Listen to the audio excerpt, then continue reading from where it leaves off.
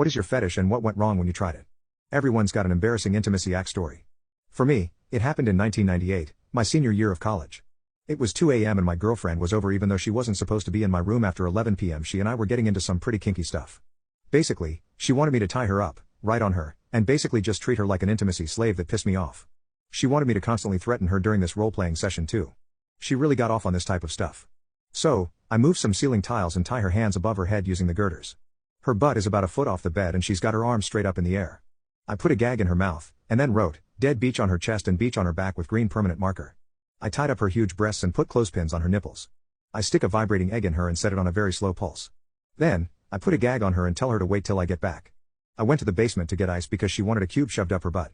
Halfway back, the fire alarm goes off. I run back to my room and the RA is about to unlock my door to do a bed check.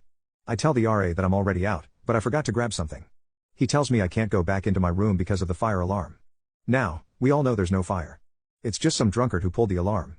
So, I go outside while my girlfriend is tied up in my room with a vibrating egg in her snatch. We're all waiting outside for about 15 minutes even though we're usually back inside within 5 minutes. Then, the fire department shows up. Apparently, it wasn't some drunk who pulled the fire alarm, it was some drunk who set the bathroom garbage can on fire on the 4th floor.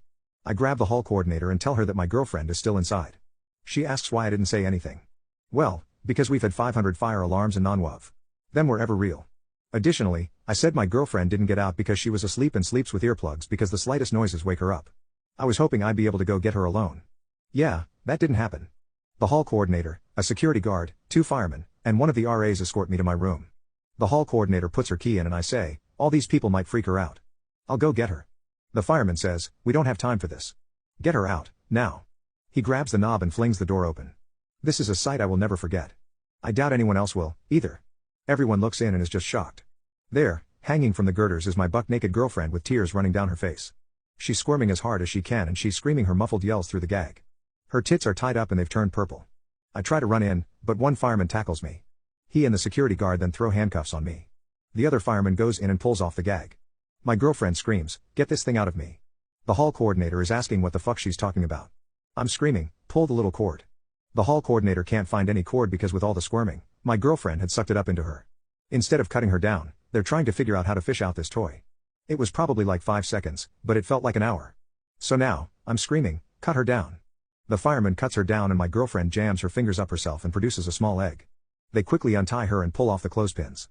As the nylon ropes and clothespins come off, my girlfriend lets out a scream as the blood rushes back in and back out. By this point, 2 cops have joined us, a paramedic has joined us, and 4 more firemen are there. With only 1 or 2 exceptions, everyone looks like they just saw a train wreck with tits. While they're dragging me away in handcuffs, my girlfriend is screaming, "No, it's not his fault. I'm not fighting," but she's wrestling the paramedic and the firemen who are helping her down the hall.